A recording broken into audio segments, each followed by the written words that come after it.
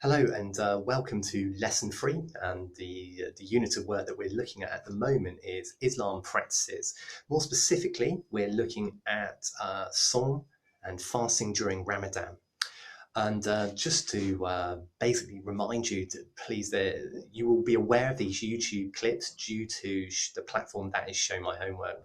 On Show My Homework as well is also an attached document with all the information that you will need, written information, essentially, that I am delivering you. And on that document, I would like you to copy all key terms, do the activities.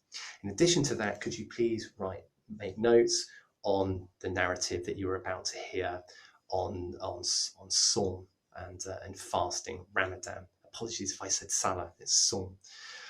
Okay, let's get going. So fasting, Ramadan, is known as the month of fasting because Muslims fast during daylight hours and only daylight hours, and they'll do this for an entire month. Obviously, if they were to fast for an entire month, it would just ultimately kill them. So only during daylight hours. And it is the ninth month within the Islamic calendar, and it's regarded therefore as the most important because they would believe that it's during Ramadan when the Quran started to be revealed to Muhammad by the angel Jibril.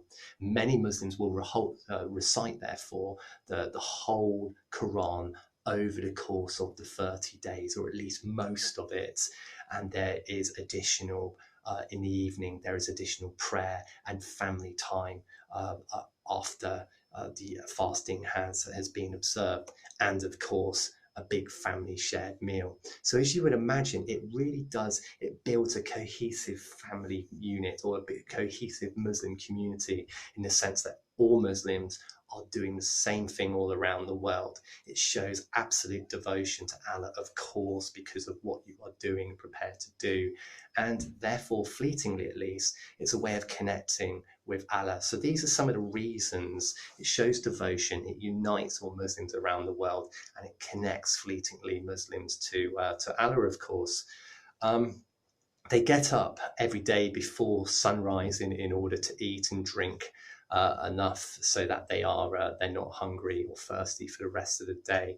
But it's not just specifically food and drink that they have to abstain from. They also mustn't get involved in any sexual activity. They mustn't swear. They mustn't look at somebody of the opposite or the same sex in a lustful way. So there's certain behaviours that absolutely have got to be kept during Ramadan.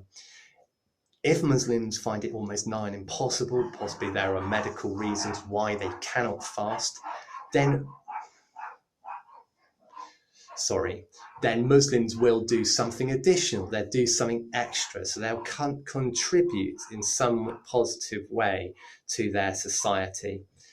They might do a charitable act or something like that, which, as I say, will contribute in a good way.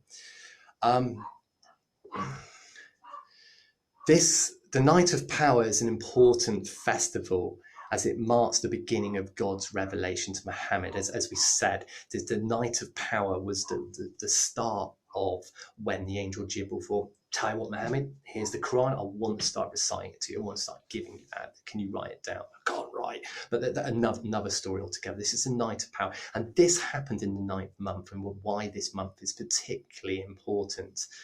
The exact dates have not been agreed, but it is believed to be one of the odd numbered dates within the second half of Ramadan.